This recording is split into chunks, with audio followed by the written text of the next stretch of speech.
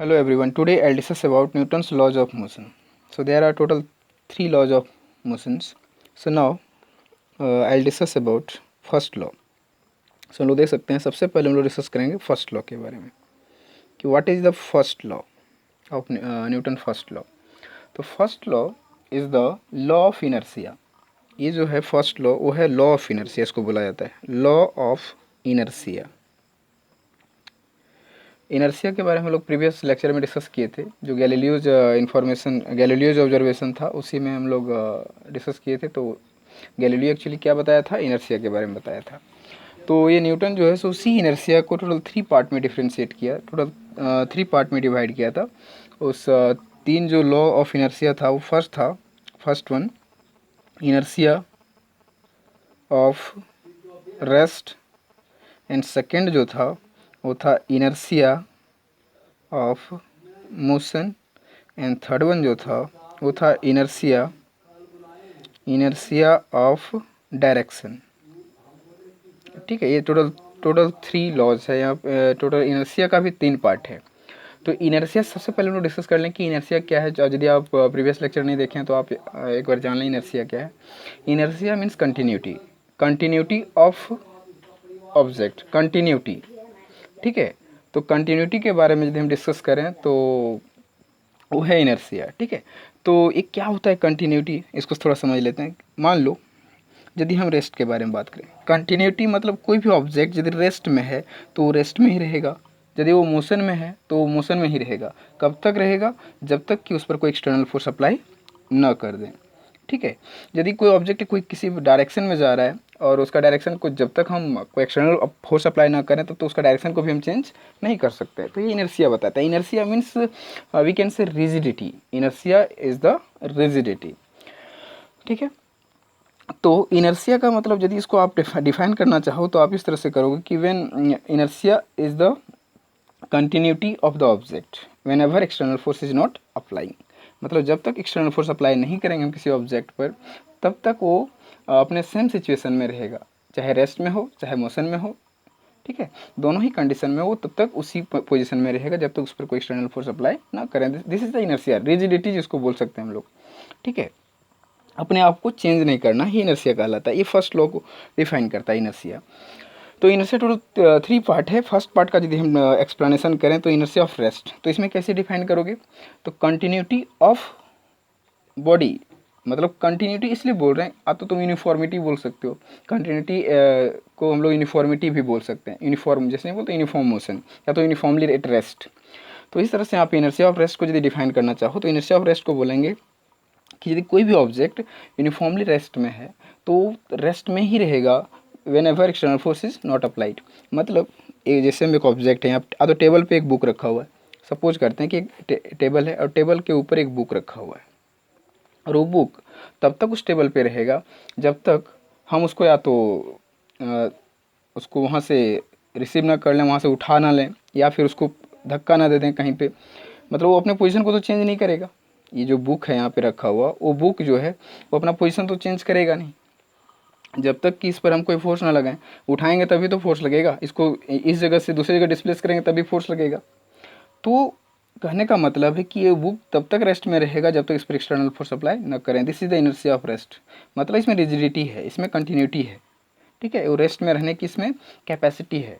जब तक इस पर एक्सटर्नल फोर्स अप्लाई नहीं करेंगे वो रेस्ट में ही रहेगा. This is the best example of inertia of rest. ठीक है, तो क्या हो गया? Continuity of rest when ever external force is not applied. अब उसी तरह से मोशन की बात करें तो इसमें बोलेंगे continuity of motion. Continuity I mean uniform motion. यहाँ पे यूनिफॉर्म मोशन लेना पड़ेगा, कोई भी मोशन नहीं चलेगा. क्योंकि यदि वेलोसिटी कंटिन्यूसली वेलोसिटी उसका चेंज हो जाए, मतलब बोलोगे कि एक ऑब्जेक्ट है जो मूव कर रहा है और मूव कर रहा है तो उसका यदि वेलोसिटी यहाँ पे 4 मीटर पर सेकेंड है और आगे जाके वेलोसिटी उसका चेंज हो गया तो वो कंटिन्यूटी नहीं कर सकते हैं, वो यूनिफॉर्मिटी नहीं होगा. यूनिफॉर्म मोशन बोलना पड़ेगा कि व्हेन ए बॉल या तो when A object is in uniform motion, when A object is in uniform motion when ever when an object is in uniform motion it will in uniform motion, वो हमेशा uniform motion में ही रहेगा. When ever external force is not applying. तो जिस तरह से यहाँ पे बोले इनर्शिया ऑफ रेस्ट कि ये बुक है और बुक टेबल पे है, वो तब तक टेस्ट में रहेगा जब तक कि इस पर एक्सटर्नल फोर्स अप्लाई न करें। उसी तरह से यहाँ पे बोलना पड़ेगा कि एक ऑब्जेक्ट है जो यूनिफॉर्मली मोशन में है और ये तब तक मोशन में रहेगा जब तक कि इस पर एक्सटर्नल फोर्स अप्लाई न करें। तो एक्सटर्नल फोर्स अप्लाई करेंगे इसको तो ये रुकेगा, 100% रुकेगा। इसका बहुत सारा एग्जाम्पल है, आप ले सकते हो, क्रिकेट का बॉल ले सकते हो कि क्रिकेट का बॉल उधर से कोई थ्रो कर रहा है तो उसको हम स्ट्राइक पे उसको रोक सकते हैं, उसके वेलोसिटी को चेंज कर सकते हैं, ठीक है। तो उसके कंटिन्यूटी को हम लोग चेंज कर सकते हैं by applying the force, by applying the external force. तो उस तरह का बहुत सारा एग्जाम्पल आप खुद से क्रिएट कर सकते हो, ठीक है। तो इनर्शिया ऑफ मोशन का ये चीज़ हो गया। इनर्शिया ऑफ डायरेक्शन की बात करें तो वो क्रिकेट वाला ही लो, देखो उधर से हम किसी भी डायरेक्शन में बॉल को थ्रो करते हैं और यदि उसको बल्ला से हिट करते हैं तो बॉल का डायरेक्शन ऑलरेडी चेंज हो जाता है। तो डायरेक्शन को भी हम चेंज कर सकते हैं बाय अप्लाइंग द फोर्स। तो ये सब बेसिक एग्जांपल्स हैं जो हमारे फर्स्ट लॉ से क्लियर होता है। तो फर्स्ट लॉ से इनर्शिया के बारे में ही पता चलता है सिर्फ हमको, ठीक है, कि कोई भी ऑब्जेक्ट रेस्ट में है तो रेस्ट में ही रहेगा, मोशन में है तो मोशन में ही रहेगा। इनर्शिया वही कहता है। डायरेक्शन को भी चेंज हम लोग कर सकते हैं बाय अप्लाइंग द फोर्स। उसका डायरेक्शन भी तब तक चेंज नहीं होगा जब तक कि उस फ्रिक्शनल फोर्स अप्लाई ना करें। तो एक एक एग्जांपल और हम लोग डिस्कस कर लेते हैं। एक बस वाला, एक्चुअली बुक में ये सब दिया रहता है।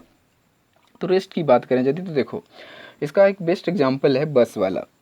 तो बस में क्या है ना कि आप मान लो एक बस के अंदर खड़े हो और बस जो है वो स्टार्टिंग में रुका हुआ है। तो बस यदि आप कुछ नहीं पकड़े हो, बस में बस खड़े हो, अंदर में खड़े हो, कुछ पकड़े हो, इधर कहीं होल्ड वोल्ड नहीं किए हो और बस सडनली स्टार्ट हो जाए, बस मूव करना स्टार्ट कर दे, सडनली मूव करना स्टार्ट कर दे, तो आप क्या देखते हो कि आपका जो बॉडी है वो गिर जाता है, पीछे की तरफ झुक जाता है, पीछे की साइड। या तो आप गिर भी सकते हो सडनली यदि चल जाए तो होता ऐसा क्यों है? इसका मतलब है कि मेरा जो बॉडी है, पूरा बॉडी का पार्ट, वो तो बस से लिंक्ड नहीं है। बॉडी के यदि बॉडी का कोई पार्ट है, कौन सा पार्ट है जो बस से लिंक्ड है? तो बस से मेरा बॉडी का पार्ट जो है वो लेग लिंक है। सिर्फ बॉडी का पार्ट लेग हमारा लिंक है बस से। ऊपर का पार्ट पूरा कहाँ पे? एयर में है। तो एक्चुअली होता क्या है ना कि इनर्शिया ऑफ रेस्ट, अभी तो मेरा बॉडी वहाँ पे रेस्ट में है, लेकिन जो लेग है, जो लेग का पार्ट है वो मेरा बस से लिंक्ड है। तो बस तो मूव कर गया तो मेरा लेग का पार्ट जो है वो आगे मूव कर गया, तो ये पार्ट जो उससे लिंक्ड है वो मूव किया साथ में, लेकिन upper part of the body जो है वो रेस्ट में है, वो अपने आप को चेंज करना नहीं चाहता है, जिसके कारण वो इधर मूव, मतलब इधर गिरने की, मतलब झुक जाता है, बेंड कर जाता है। या तो यदि बस सडनली तेज़ी से आगे बढ़ेगा तो आप गिर जाओगे इधर। एक एग्जाम्पल है इनर्शिया ऑफ रेस्ट के लिए। चलो इनर्शिया ऑफ मोशन इसी से क्लियर करते हैं। इनर्शिया ऑफ मोशन, यदि मान लो एक बस है, बस का ही एग्जांपल लेते हैं, जहाँ तुम उसी जगह पे खड़े हो, लेकिन बस जो है वो यूनिफॉर्म मोशन में है, उस बस का वेलोसिटी चेंज नहीं हो रहा है, वो बस जो है 40 किलोमीटर पर आवर से मूव कर रहा है। मान लो एक बस है वो 40 किलोमीटर पर आवर से मूव कर रहा है और उस बस में आप स्टैंड किए हो, खड़े हो, ठीक है, और सडनली वो ब्रेक अप्लाई कर दे तो आपके साथ क्या होता है? सडनली यदि ब्रेक अप्लाई कर दे तो आप आगे की तरफ गिर जाते हो, आगे की तरफ गिर जाते हो। उसका मतलब सेम है कि आपका जो लेग है, जो बॉडी का पार्ट है, वो क्या है? लिंक्ड है बस के साथ। तो आपका बॉडी मेंटेन कर चुका है उसके स्पीड को, मतलब आप बस के साथ हो तो बस में आप रेस्ट में नहीं हो। यदि वो मूव कर रहा है तो आप भी मोशन में हो। एक्चुअली क्या है ना, बॉडी मेंटेन कर लेता है कुछ देर में अपने आप को। तो बॉडी यदि 40 किलोमीटर पर आवर से मूव कर रहा है तो आपका बॉडी, टोटल बॉडी भी 40 किलोमीटर पर आवर से मूव कर रहा होता है, उस समय बस के साथ मूव कर रहा होता है। तो एक्चुअली जैसे ही बस का स्पीड कम हुआ, मान लो कि सडनली हम ब्रेक अप्लाई किए तो 20 किलोमीटर पर आवर में आ गया, तो आपका लेग का पार्ट जो बस से लिंक्ड है, जो बस के सरफेस से लिंक्ड है, यदि आप कुछ होल्ड किए हुए नहीं हो और होल्ड भी किए हुए हो तो यदि सडनली ब्रेक लगेगा तो आप आगे की तरफ झुक जाओगे, और यदि कुछ होल्ड किए हुए नहीं हो तो आप गिर जाओगे, ठीक है। तो ये रीज़न है। मतलब क्या होता है ना कि जो बात लिंक्ड में है, बस से लिंक्ड है, तो बस ब्रेक लगा, बस में ब्रेक लगा तो बस जो है वो स्लो डाउन हुआ, तो स्लो डाउन हुआ तो बस जो है, लेकिन upper part of the body जो है वो स्लो डाउन नहीं हुआ, उसका स्पीड कितना है? 40 किलोमीटर पर आवर ही रह गया। और जो लेग का पार्ट है उसका कितना हो गया? जो लिंक्ड है उसे 20 किलोमीटर पर आवर। तो लेग का पार्ट इधर ब्रेक जा रहा है, 40 किलोमीटर पर आवर है, तो ऐसे में क्या होगा?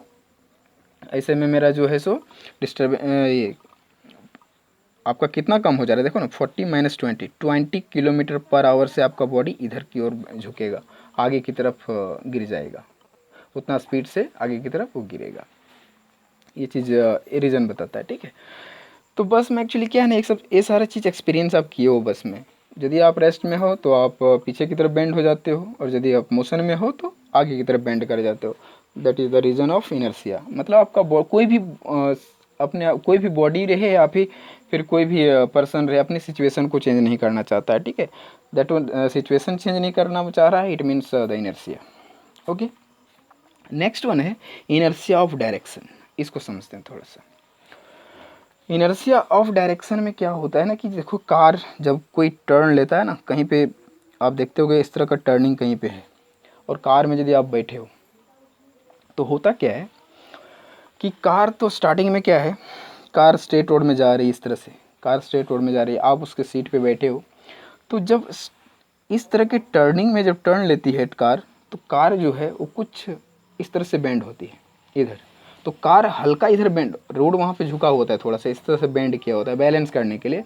तो आप कार के साथ इस तरह से टर्न लेते हो, इस तरह से टर्न लेते हो, तो हल्का सा बेंड इस तरह से करते हैं। तो देखो, कार इधर बेंड हो रही है, लेकिन आप बॉडी को में एक्सपीरियंस करोगे कि बॉडी जो है आपको लगेगा कि उधर मेरा जा रहा है, उसके अपोजिट जा रहा है, जबकि जा नहीं रहा होता है वो।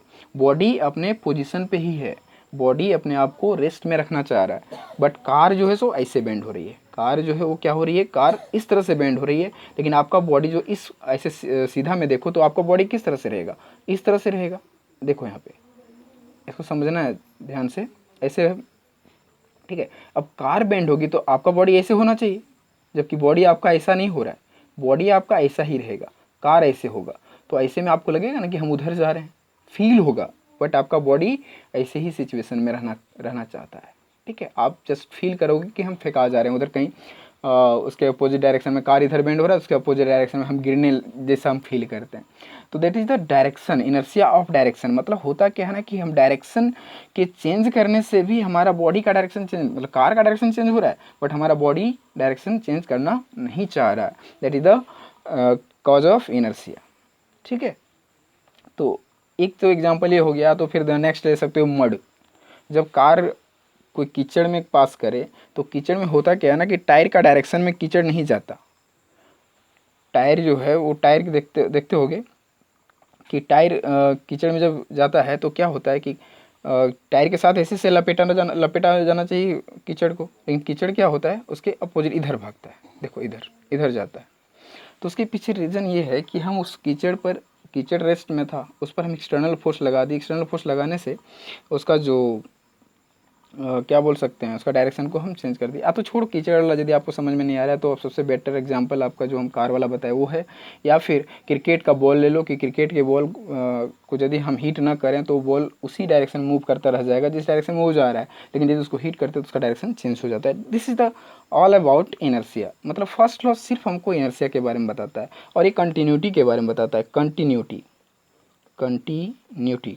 मतलब हम यूनिफॉर्मिटी बोल सकते हैं। यूनिफॉर्मिटी मतलब यदि कोई बॉडी यूनिफॉर्म मोशन में है तो हम 100% कह सकते हैं कि उसका एक्सेलरेशन क्या होगा, 0 होगा। इसलिए होगा क्योंकि एक्सेलरेशन इज इक्वल टू, हम लोग फर्स्ट चैप्टर में पढ़ चुके हैं कि change of velocity v - u divide by t, this one. तो वेलोसिटी यदि दोनों का सेम हो तो 100% ये 0 हो जाएगा, और ये 0 होगा तो एक्सेलरेशन क्या मिलेगा हमको, 0 होगा। मतलब रेस्ट में है तो 100% वेलोसिटी, तो रेस्ट में है तो दोनों का वेलोसिटी 0 मिलेगा, तो एक्सेलरेशन तब भी 0। मतलब यहाँ भी एक्सेलरेशन हमको क्या मिलेगा, 0। इनर्शिया ऑफ मोशन में बात करें तो यदि यूनिफॉर्मिटी की बात कर रहे हैं तब भी एक्सेलरेशन हमको क्या मिलेगा, 0 मिलेगा, ठीक है। डायरेक्शन में हमको एक्सेलरेशन का कोई मतलब उतना नहीं है, इसीलिए। तो फर्स्ट लॉ हमको क्या बताता है कि फर्स्ट लॉ बताता है कि acceleration will be always 0 whenever external force is not apply. External force जब तक तुम अप्लाई नहीं करोगे उस पर, तब तक उसका एक्सेलरेशन हमको क्या मिलेगा, 0 मिलेगा, ठीक है। This is the first law, this is the all about of first law of Newton's law of motion, ठीक है। तो ये बहुत सारे एग्जाम्पल है। फिर फर्स्ट लॉ का एग्जाम्पल में तुम ये भी ले सकते हो कि ब्लैंकेट से जब हम डस्ट को निकालते हैं, उसको पीटते हैं हम लोग डस्ट निकालने के लिए, तो पीटते हैं तो क्या है ना कि जो उसका ब्लैंकेट है, ब्लैंकेट मूव करता है बट डस्ट मूव नहीं करता। डस्ट जो है सो वहीं पे गिरता है, नीचे देखना, नीचे गिरता है। इनर्शिया के कारण होता क्या है ना कि डस्ट मूव नहीं करना चाहता, ब्लैंकेट को डंडा से मार रहे हैं, डंडा से मारते हैं तो डंडा से क्या होता है, ब्लैंकेट मूव कर जाता है बट डस्ट मूव नहीं करता, due to inertia of rest, तो ये सारा बहुत सारा एग्जांपल है, आप बुक यदि खोल के देखोगे तो बहुत सारा एग्जांपल आपको वहाँ पे मिलेगा। जो एग्जांपल आपको समझ में नहीं आएगा you can ask, okay, you can ask in comment section, आप क्वेश्चन पूछ सकते हो। You are free for any type of you are free for asking the questions, okay. किसी भी तरह का क्वेश्चन आप हमको पूछ सकते हो जो चीज़ समझ में नहीं आए, ठीक है। तो ये हो गया फर्स्ट लॉ का सारा चीज़। तो हमको फर्स्ट लॉ से क्या कंक्लूजन मिलता है? फर्स्ट लॉ से कंक्लूजन मिलता है कि acceleration will be always zero when ever external force is not applying. किसी भी ऑब्जेक्ट का एक्सेलरेशन हमेशा जीरो मिलेगा, चाहे वो रेस्ट में हो चाहे मोशन में हो, किसी भी कंडीशन में हो एक्सेलरेशन हमको क्या मिलेगा? जीरो मिलेगा, जब तक कि उस पर कोई एक्सटर्नल फोर्स अप्लाई न करें। This is the first law of motion, okay. चलो ठीक है, नेक्स्ट पॉइंट आता है second law, second law of motion, Newton second law. लेकिन न्यूटन सेकेंड लॉ को समझने से पहले आपको समझना पड़ेगा यहाँ पे मोमेंटम, एक नया वर्ड है मोमेंटम, समझना पड़ेगा, तभी आपको सेकेंड लॉ समझ में आएगा, क्योंकि इसी का यहाँ पे रोल है मोमेंटम का। तो ये मोमेंटम है क्या? इसको बोलते हैं लीनियर मोमेंटम। लीनियर मोमेंटम की बात करें तो इसका मतलब है स्ट्रेट लाइन में मूव करेगा, ठीक है। लीनियर मतलब स्ट्रेट लाइन। तो लीनियर मोमेंटम की बात करें, क्योंकि देखो एंगुलर मोमेंटम भी होता है, तो एंगुलर मोमेंटम सर्कुलर मोशन के लिए होता है, इसलिए हम लोग यहाँ पे लीनियर मोमेंटम पढ़ रहे हैं because of straight line of motion. Straight line of motion के लिए हम लोग लीनियर मोमेंटम बोलते हैं। तो what is linear momentum? First of all will discuss about it. Linear momentum, इसको हम लोग एक सिंपल लैंग्वेज में यदि बोलें तो this is the quantity of motion, quantity of motion बोला जाता है। क्वांटिटी ऑफ मोशन मतलब किसी भी बॉडी का क्वांटिटी ऑफ मोशन कहलाता है लीनियर मोमेंटम। या फिर अनदर वन यदि इसका डेफिनेशन जानना चाहो तो ये होता है, डायरेक्ट बोलो, it is the product of mass and velocity, mass and velocity of the moving object. देखो ऑब्जेक्ट को मूव करना जरूरी है यहाँ पे। लीनियर मोमेंटम तभी हम लोग फाइंड कर सकते हैं जब ऑब्जेक्ट मूव कर रहा हो, रेस्ट में नहीं निकलेगा, क्योंकि रेस्ट में वेलोसिटी ही नहीं होगा तो मोमेंटम हमको नहीं मिल पाएगा। और ये क्या बोलता है कि क्वांटिटी ऑफ मोशन, देखो यहाँ भी बोला डेफिनेशन में, क्वांटिटी मीन्स मास और मोशन मीन्स वेलोसिटी ले सकते हो, ठीक है। तो it is the product of mass and velocity of the object. मतलब कोई भी ऑब्जेक्ट यदि कहीं से मूव कर रहा है, मान लो एक ऑब्जेक्ट है हमारे पास यहाँ पे और ये मूव कर रहा है ऑन द स्ट्रेट लाइन, यदि ये मूव कर रहा है स्ट्रेट लाइन में तो 100% we can say it has velocity, ठीक है। यदि स्ट्रेट लाइन है तो 100% डिस्प्लेसमेंट है तो वेलोसिटी भी मिलेगा हमको, ठीक है। तो यहाँ पे हम लोग थोड़ा देखें कि ये देखो कोई भी ऑब्जेक्ट रहेगा तो उसके पास मास तो होगा ही, ये मास है और ये मूव कर रहा है तो इसके साथ क्या होगा? वेलोसिटी। तो इसी के प्रोडक्ट को हम लोग बोलते हैं लीनियर मोमेंटम। और लीनियर मोमेंटम को डिनोट किया जाता है पी से, कैपिटल पी से लीनियर मोमेंटम को डिनोट किया जाता है। It is denoted by capital P. So we can write here linear momentum is equals to the product of mass of the object into velocity, this one, ठीक है। अब इसको denote किससे करते हैं हम लोग? p से डिनोट करते हैं, मास को किससे? m से, और वेलोसिटी को v से। This is the mv, p is equals to mv is the linear momentum, this one, p is equals to mv is the linear momentum. ये चीज़ है हमारा लीनियर मोमेंटम। अब कंडीशन यहाँ पे ये है कि देखो किसी भी ऑब्जेक्ट का हम मास को चेंज नहीं कर सकते, तो चेंज उसका किसका, क्या चीज़ का होगा? वेलोसिटी का। सो तो हम लोग यहाँ पे कह सकते हैं कि जो लीनियर मोमेंटम है किसी फैक्टर पे डिपेंड करता है, और वो फैक्टर कौन सा है? वेलोसिटी है। फॉर आइसोलेटेड ऑब्जेक्ट, मतलब एक सिंगल ऑब्जेक्ट की यदि हम बात करें तो सिंगल ऑब्जेक्ट में किस पे डिपेंड करता है?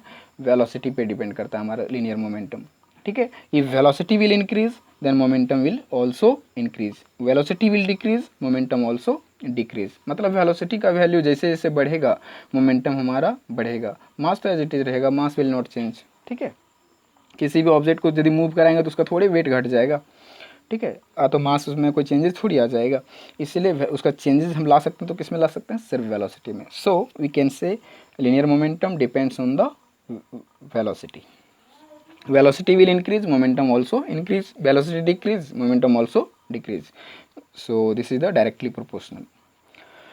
बट यहाँ पे सिर्फ इतना होने से क्लियर नहीं होता है। अब हम लोग दो ऑब्जेक्ट की बात करते हैं कि यदि दो ऑब्जेक्ट एक ही ट्रैक में मूव करे या तो दो डिफरेंट ट्रैक में मूव करे, तो वैसे कंडीशन में हमारा जो मोमेंटम होगा वो क्या होगा, लीनियर मोमेंटम क्या होगा। तो वैसे कंडीशन में क्या करते हैं, या तो कोई सिंगल ऑब्जेक्ट का भी ले सकते हो, लेकिन दो का लोगे तो कंपैरिजन का केस बनता है, ठीक है।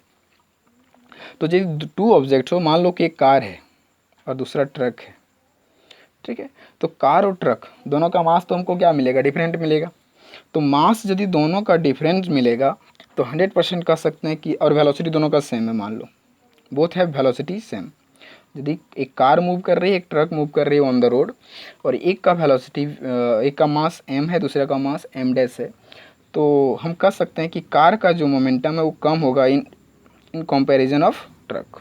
ट्रक का मोमेंटम ज़्यादा होगा क्योंकि मास ज़्यादा है, वेलोसिटी दोनों का सेम है, दोनों का स्पीड सेम है, तो कार का मोमेंटम कम होगा इन कंपैरिजन ऑफ ट्रक। अब कभी कभी क्वेश्चन ये पूछता है कि मान लो ठीक है मोमेंटम इसका ज़्यादा है, इसका मोमेंटम कम है, तो डिफ़िकल्ट किसको होगा रोकना। यदि दोनों पर ब्रेक अप्लाई किया जाए तो डिफ़िकल्ट किसको होगा रोकना, तो डिफ़िकल्ट हमको ट्रक को रोकने में होगा, क्योंकि इसका मोमेंटम ज़्यादा है, इसका मोमेंटम कम है, इसलिए हमको डिफ़िकल्ट होगा। क्योंकि आप देखते होगे ट्रेन को यदि हम सडनली कोई रोकने बोले तो ट्रेन को हम सडनली नहीं रोक सकते, बट एक कार की बात करें या तो एक ट्रक की बात करें तो रुक सकता है धीरे धीरे करके जल्दी से, बट ट्रेन को नहीं रोक सकते, बिकॉज उसका मास बहुत ज़्यादा है और उसका मोमेंटम भी बहुत ज़्यादा है। तो मोमेंटम बहुत ज़्यादा होगा तो 100% हम कह सकते हैं कि if momentum will more than difficulty will more. जितना ज़्यादा मोमेंटम उतना ज़्यादा डिफ़िकल्टी होगा ब्रेक लगाने में। इस तरह से आप कंसेप्ट माइंड में डाल लो कि if momentum will greater then difficulty will greater to break the vehicle. जो भी व्हीकल होगा जिसका मोमेंटम होगा, तो यदि जितना ज़्यादा मोमेंटम उतना ज़्यादा difficulty. This is a concept, okay. तो कार को रोकना आसान होगा इन कंपैरिजन ऑफ ट्रक, ठीक है। चलो ठीक है, यहाँ तक हो गया। हम लोग दो में कंपैरिजन किए, और दोनों में कंपैरिजन, जो दो ऑब्जेक्ट के लिए कंपैरिजन करोगे तो मोमेंटम मास पे भी डिपेंड करेगा, बट सिंगल आइसोलेटेड के लिए बात करें, सिंगल के लिए बात करें तो मास पे डिपेंड नहीं करेगा, because mass will not change. किसी भी एक सिंगल ऑब्जेक्ट का मास तो चेंज नहीं हो रहा है, और यदि मास चेंज नहीं हो रहा है तो मोमेंटम भी चेंज नहीं होगा। मास के चेंज होने से मतलब सिर्फ वेलोसिटी के चेंज होने से मोमेंटम चेंज होगा यहाँ पे। और यहाँ पे क्या किए थे, कार और ट्रक में वेलोसिटी को हम कांस्टेंट कर दिए थे, दोनों का मास डिफरेंट किए थे, तो मास पे डिपेंड ऑब्वियसली करेगा, बिकॉज दोनों का मास डिफरेंट है, और दोनों का मास डिफरेंट है तो 100% मोमेंटम भी दोनों का डिफरेंट होगा। चलो ठीक है, अब हम लोग सेकेंड लॉ को समझने से पहले एक और पॉइंट यहाँ पे देखना पड़ेगा, चेंज ऑफ मोमेंटम। तो देखो नेक्स्ट पॉइंट यहाँ पे इसी में डालते हैं, change of linear momentum. Change of linear momentum, इसको समझना बहुत ज़रूरी है यहाँ पे। तो ये चेंज ऑफ लीनियर मोमेंटम क्या है भाई, तो देखो change of linear momentum means, suppose एक ऑब्जेक्ट है यहाँ पे, दिस वन ऑब्जेक्ट, ये बॉल ले लो, एग्जाम्पल में बॉल ले लो, जिसका मास m है, m मास है, ठीक है। अब ये क्या है, यहाँ से इसका स्टार्टिंग में जो वेलोसिटी है वो u वेलोसिटी है, मान लो it's velocity is, initial velocity is u। अब इसको क्या किए, इधर से हम एक्सटर्नल फोर्स अप्लाई कर दिए, एक्सटर्नल फोर्स अप्लाई करेंगे तो 100% इसका वेलोसिटी बढ़ेगा, और ये बॉल देखो यहाँ पे मूव करता हुआ इधर जा रहा है, इधर जा रहा है, तो इस पॉइंट पे इसका वेलोसिटी क्या मिलेगा हमको, v वेलोसिटी। मतलब स्टार्टिंग में इसका इनिशियल वेलोसिटी u है, और फाइनल वेलोसिटी इस पॉइंट पे क्या मिल रहा है हमको, v वेलोसिटी। मतलब वेलोसिटी इसका इंक्रीज भी कर सकता है या डिक्रीज, कुछ भी करे, हमको उससे मतलब नहीं है। हम यदि इस पर एक्सटर्नल फोर्स अप्लाई कर रहे हैं, नहीं भी करे, मान लो एक बॉल है उसको हम किक किए, तो स्टार्टिंग मतलब इनिशियल वेलोसिटी को तो u ही माना जाता है, और फाइनल वेलोसिटी को किससे माना जाता है, v से माना जाता है। तो यदि वेलोसिटी हमारा डिफरेंट है, एक का इनिशियल वेलोसिटी u है, फाइनल वेलोसिटी v है, तो यदि बोला जाए कि चेंज ऑफ वेलोसिटी कितना है, चेंज ऑफ मोमेंटम यहाँ पे क्या है, तो मोमेंटम देखो मास तो यही है, इस बॉल का ऐसा थोड़ी कि मास चेंज हो जाएगा, थोड़ा सा बड़ा बना दिए, एज इट इज़ बनाना है यहाँ पे हम लोग को, तो मास चेंज नहीं हो रहा, क्योंकि बॉल यहाँ से यहाँ तक मूव कर जाएगा, तो ऐसा थोड़ी कि इसका मास में चेंजेस आ जाएगा, मास में कोई चेंजेस नहीं आएगा, बट वेलोसिटी दोनों का क्या है, डिफरेंट है। तो 100% हम कह सकते हैं कि यहाँ का जो इनिशियल मोमेंटम है वो क्या होगा, mu, ठीक है, ये हो गया mu, और यहाँ का फाइनल मोमेंटम जो होगा वो क्या होगा, mv, क्योंकि mass into velocity is the momentum. तो इनिशियल मोमेंटम हमारा क्या है, mu है, और फाइनल मोमेंटम क्या है, mv है, ठीक है। तो चेंज ऑफ मोमेंटम कैसे हम लोग निकालें, चेंज ऑफ मोमेंटम देखो, चेंज ऑफ लीनियर मोमेंटम, तो चेंज जो है उसका मतलब है चेंज ऑफ लीनियर मोमेंटम, मतलब यहाँ तरीका बता रहे हैं आपको, change of linear momentum is equals to final momentum minus initial momentum. ठीक है, change of linear momentum is equal to final linear momentum minus initial momentum. मतलब क्या होता है ना कि फाइनल में इनिशियल को माइनस कर दो तो चेंज पता चल जाएगा। मतलब मान लो कि इस जगह पे मोमेंटम जो स्टार्टिंग में है वो मेरा मान लेते हैं कि कुछ है, मान लो इस जगह पे मोमेंटम मान लो 10 है, यूनिट हम बाद में बता रहे हैं, यूनिट इसका बताएंगे। और यहाँ पे बढ़ के हो गया मान लो 15, तो कितना चेंजेस आया, 10 है 15 हो गया। तो चेंज तभी तो पता चलेगा जब हम फाइनल में इनिशियल को माइनस करेंगे। तो हमको तो पता चल रहा है रफली कि 10 में 15 हो गया, मतलब 5 इसमें इंक्रीमेंट हुआ। तो यदि 5 इंक्रीमेंट हुआ तो हम लोग कैसे पता करें, 15 माइनस 10 इज द 5। तो इसी तरह से final minus initial is the change. Okay, जब भी हम लोग को चेंज निकालना होता है उसमें हम लोग कैसे करते हैं, final minus initial, this is the change. तो चेंज को हम लोग डेल्टा से रिप्रेजेंट करते हैं, इस तरह से ट्रायंगल टाइप से दिखाया जाता है, this is the delta. Delta means change, change of momentum, मतलब पी से मोमेंटम हो गया, change of momentum is equal to we can write P F minus P I, this is the final momentum, this is the initial momentum. तो final momentum किस जगह पे क्या है, एम वी है, तो एम वी पुट कर दो, और इनिशियल मोमेंटम की जगह क्या है, एम यू है। तो एम दोनों का सेम है तो एम कॉमन ले लो, तो क्या मिलेगा, V minus U, this is v minus U. So this is the change of momentum delta p। इसी को हम यहाँ पे बताने की कोशिश आपको कर रहे थे कि चेंज ऑफ मोमेंटम क्या है। Change of momentum is the m into V minus U, this is the change of momentum. ठीक है, एक ऑब्जेक्ट दूसरे मतलब यहाँ से एक ऑब्जेक्ट मूव करता हुआ यहाँ पे आ रहा है, मतलब वेलोसिटी इसका इंक्रीमेंट हो रहा है। वेलोसिटी में मान लो इंक्रीमेंट हुआ तभी तो हम 10 और 15 बोले, तो इंक्रीमेंट हो रहा है। ठीक है, तो इंक्रीमेंट होकर के कुछ इतना आया। हम यदि बात करें यहाँ पे यूनिट का, तो यूनिट थोड़ा सा डिस्कस कर देते हैं। P इज इक्वल टू क्या है, मास इंटू वेलोसिटी। हम जानते हैं मास का होता है kg SI यूनिट, और वेलोसिटी का होता है metre per second. So kg metre per second is the unit. तो मतलब कह सकते हैं कि P is equal to 10 kg metre per second, और यहाँ पे हो जाएगा 15 kg metre per second, this is the unit of momentum. तो यहाँ से 10 था, यहाँ पे 15 हो गया, मतलब इसका वेलोसिटी में इंक्रीमेंट हुआ। जो भी हुआ उससे हम लोग को मतलब नहीं, लेकिन इंक्रीमेंट किस तरह से हो रहा है और कितना चेंज हुआ, 5 kg मीटर पर सेकंड। ठीक है, तो चेंज ऑफ मोमेंटम कुछ हम लोग इस तरह से निकालते हैं। तो अब सेकेंड लॉ आपको जानना आसान हो जाएगा। सेकेंड लॉ एक्चुअली क्या बोलता है वो देखो, Newton second law tells us Newton's second law जो है वो बोलता है न्यूटन सेकेंड लॉ ये बोलता है रेट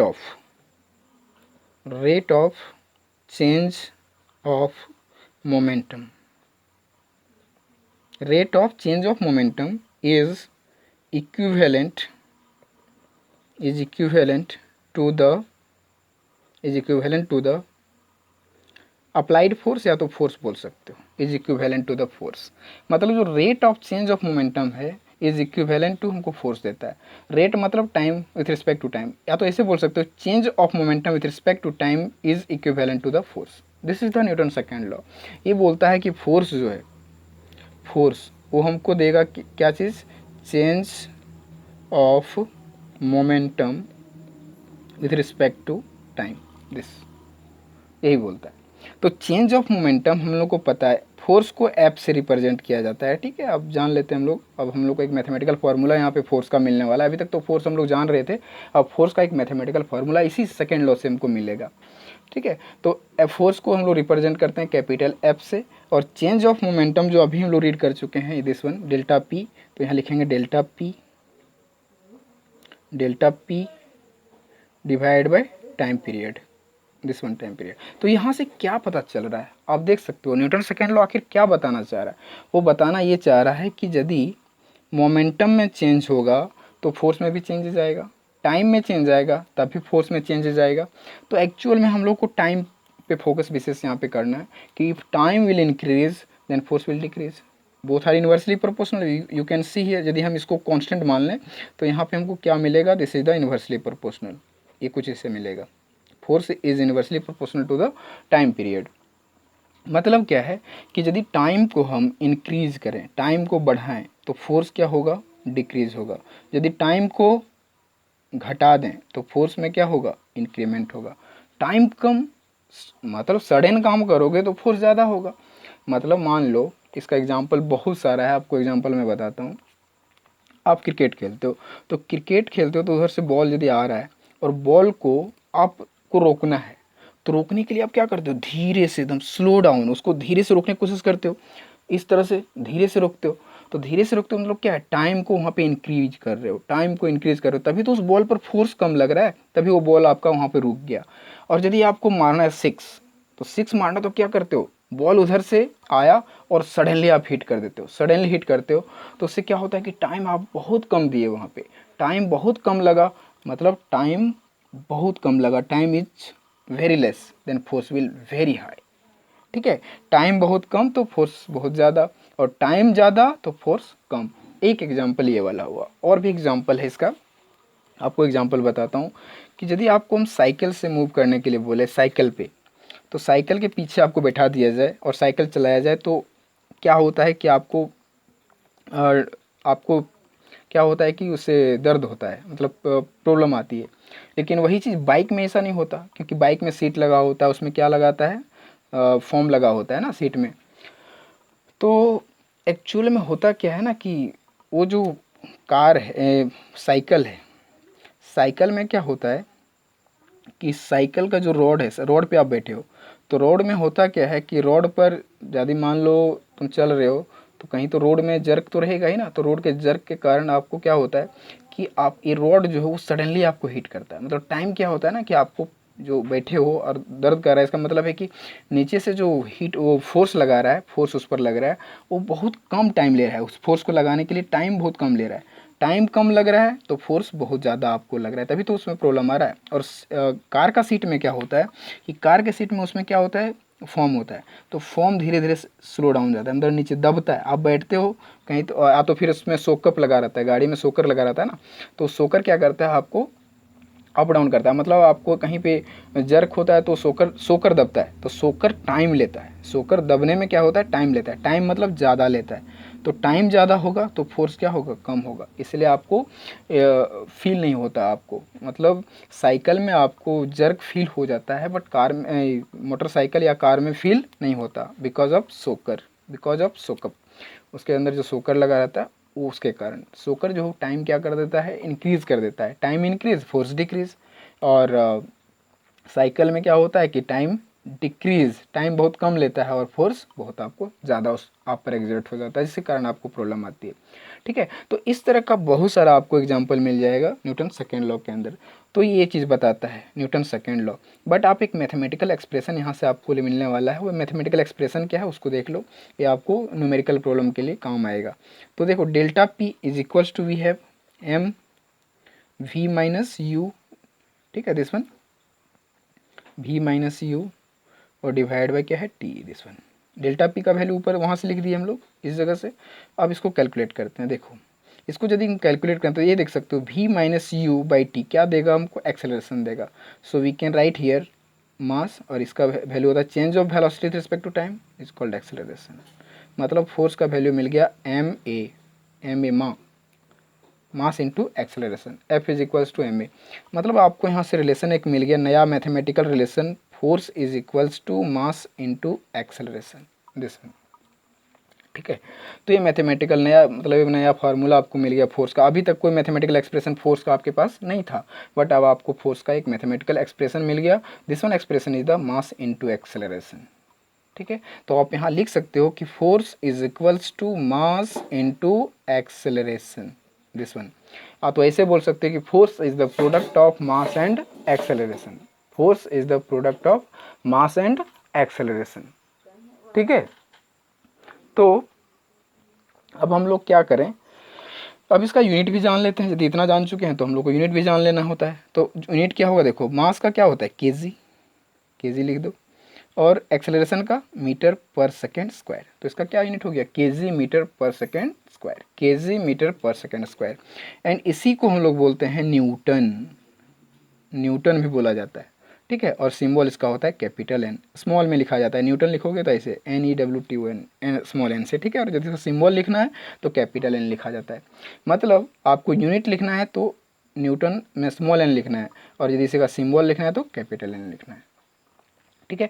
तो unit of force is newton, you can say unit of force is newton, unit of force is newton, क्योंकि न्यूटन ने ही फोर्स को ढूंढा था ना, तो unit of force is newton. और यदि आपको बोला जाए कि 1 Newton is equals to what, तो 1 न्यूटन इज इक्वल्स टू, यही चीज़ लिखना पड़ेगा, KG metre per second square.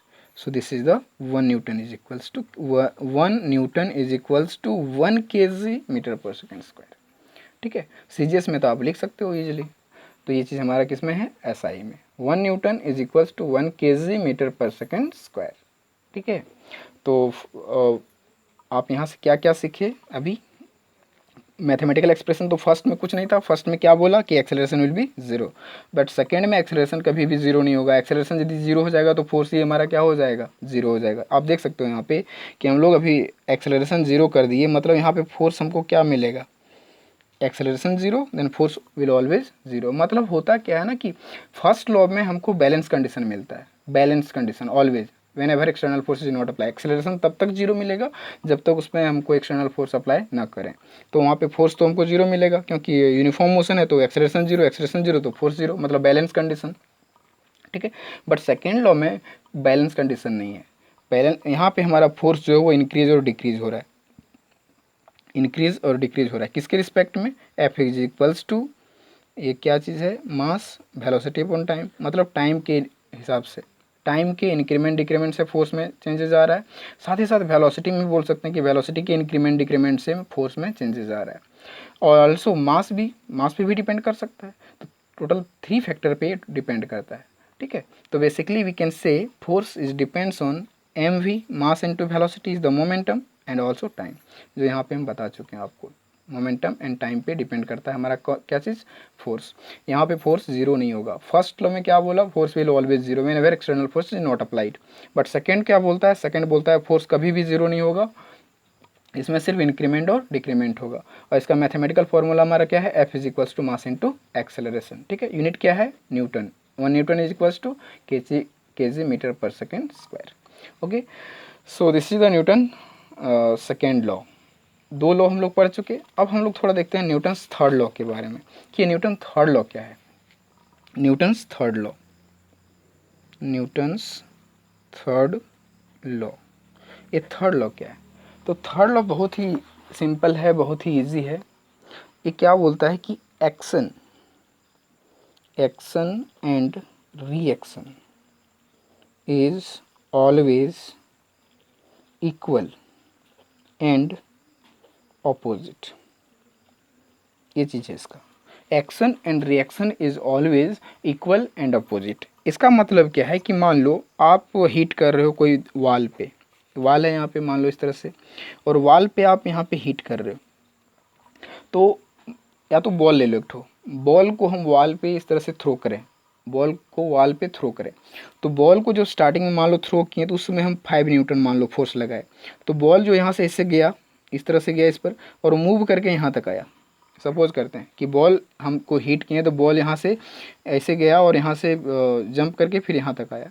फिर अब क्या किया, 5 न्यूटन फोर्स लगाया तब, अब क्या करो, फोर्स में इंक्रीमेंट करते हैं, 10 न्यूटन लगाते हैं। तो 10 न्यूटन लगाओगे तो बॉल 100% थोड़ा दूर और आएगा इधर। मतलब क्या है कि जितना आप 10 न्यूटन फोर्स लगा रहे हो, यहाँ पे 5 न्यूटन फोर्स लगा रहे हो, तो वाल भी उतना ही फोर्स अप्लाई कर रहा है जितना फोर्स आप अप्लाई कर रहे हो। ठीक है, तो यहाँ पे एक्चुअल में क्या है ना कि अभी तक हम लोग फर्स्ट लॉ पढ़े, सेकंड लॉ पढ़े, वहाँ पे ऑब्जेक्ट सिंगल की ज़रूरत थी, ओनली सिंगल ऑब्जेक्ट के लिए बात किया जा रहा था। बट यहाँ पे 2 ऑब्जेक्ट की बात करेंगे हम लोग, एक बॉल है तो दूसरा वाल है। ठीक है, एक बॉल तो दूसरा वाल, लेकिन वहाँ पे हम कभी 2 ऑब्जेक्ट की बात नहीं की। वहाँ पे फर्स्ट लॉ और सेकंड लॉ दोनों सिंगल ऑब्जेक्ट की बात करता है, बट थर्ड लॉ जो है वो 2 ऑब्जेक्ट होगा तभी पॉसिबल है। एक्शन और रिएक्शन, एक्शन और रिएक्शन दोनों तभी पॉसिबल है जब 2 ऑब्जेक्ट हो। ठीक है, सिंगल ऑब्जेक्ट में एक्शन और रिएक्शन हम लोग को दोनों नहीं मिल सकता है। ठीक है, कोई भी एक बॉल है मान लो इस दीवार से टकरा रहा है, तभी तो एक्शन कर रहा है, टकराना क्या हो गया, इससे कोलाइड करना इज द एक्शन, और उससे कोलाइड होने के बाद फिर से इधर आना, वापस आना, दैट इज द रिएक्शन। तो action and reaction both will equal and opposite. आप देख सकते हो कि हमारा फोर्स इस डायरेक्शन में लग रहा है, बट ये जब मूव इसे टकराया, टकराने के बाद उसका डायरेक्शन अपोजिट हो जाता है।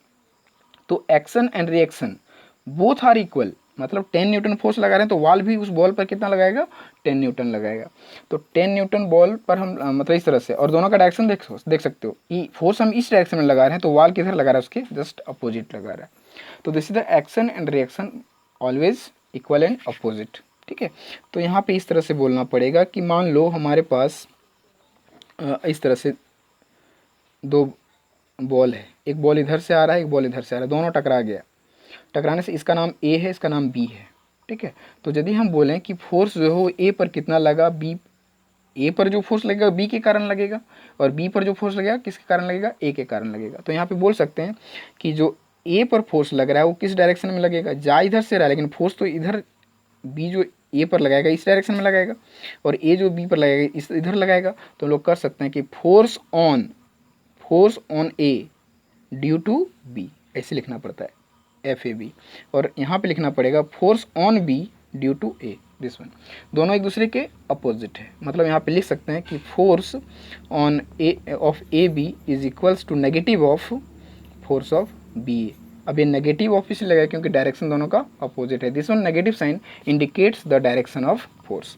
ठीक है, both are vector quantity, force is vector quantity, so we can say this one F A B is equals to negative of F B A. ठीक है, तो ये चीज़ है एक्शन और रिएक्शन। इसका एग्जाम्पल भी और सारा लेना चाहते हो तो अब देखो बोट का एग्जाम्पल लेते हैं कि बोट पर मान लो वाटर में बोट है और बोट से आपको इधर लैंड पे जंप करना है। तो आप जैसे जंप करोगे, जंप करने के लिए आपको एक्शन किधर लगाना पड़ेगा, डाउनवर्ड। तो जैसे आप एक्शन करोगे, एक्शन करने के बाद आप जंप करोगे तो देखना तुम इधर गए और बोट जो है से इधर चला जाएगा, बोट इधर मूव करेगा। मतलब action and reaction both will be equal and opposite. आप जितना तेज़ी से जंप करोगे बोट उतना दूर जाएगा, उतना ही दूर तक आप जाओगे। मतलब एक्शन और रिएक्शन दोनों इक्वल होता है। या तो फिर आप वॉल को ही ले लो, वॉल पे आप हीट करो, अपना हाथ से करो इस तरह से हीट।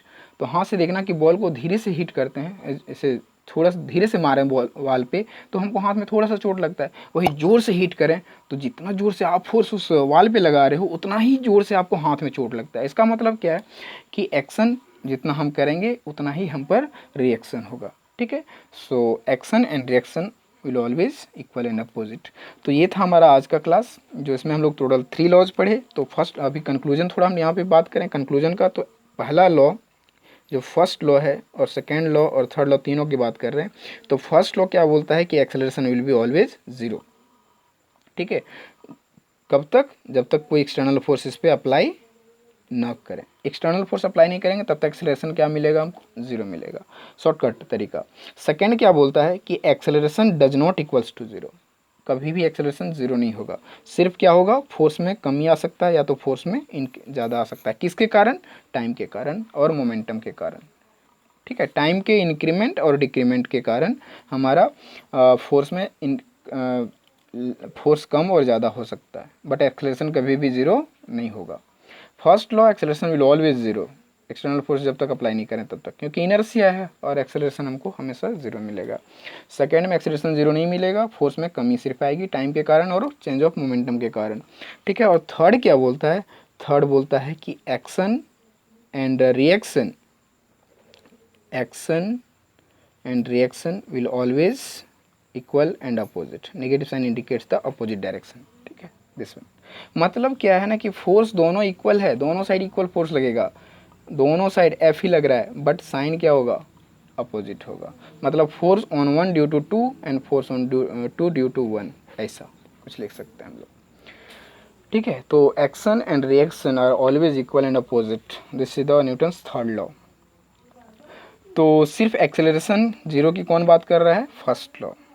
ठीक है, और इधर तो फोर्स की बात कर रहा है। तो यहाँ पे जो नेट फोर्स की बात करें न्यूटन्स थर्ड लॉ में, जो नेट फोर्स होगा, नेट फोर्स हमको क्या मिलेगा, 0 मिलेगा। कैसे मिलेगा देख सकते हो, मान लो ये 10 न्यूटन लगा रहा है और ये कितना लगा रहा है, -10 न्यूटन। तो इसका नेट निकालोगे जी दोनों का, तो नेट फोर्स हमको क्या मिलने वाला है, net force is equals to ये फर्स्ट वन फोर्स, तो कितना है 10 न्यूटन, और प्लस ऐड करते हैं नेट फोर्स में, तो ये कितना है -10 न्यूटन। तो कितना मिलेगा, प्लस, और ये प्लस माइनस माइनस 10 - 10 न्यूटन, मतलब क्या मिलेगा, नेट फोर्स 0।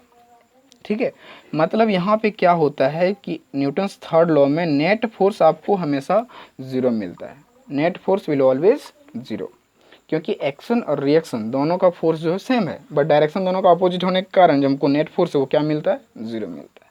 ठीक है, तो क्या कंडीशन था, पहला में एक्सेलरेशन 0, दूसरा में acceleration does not equal to 0, और थर्ड में net force will be always 0. So this is all about today lecture. So thank you for watching.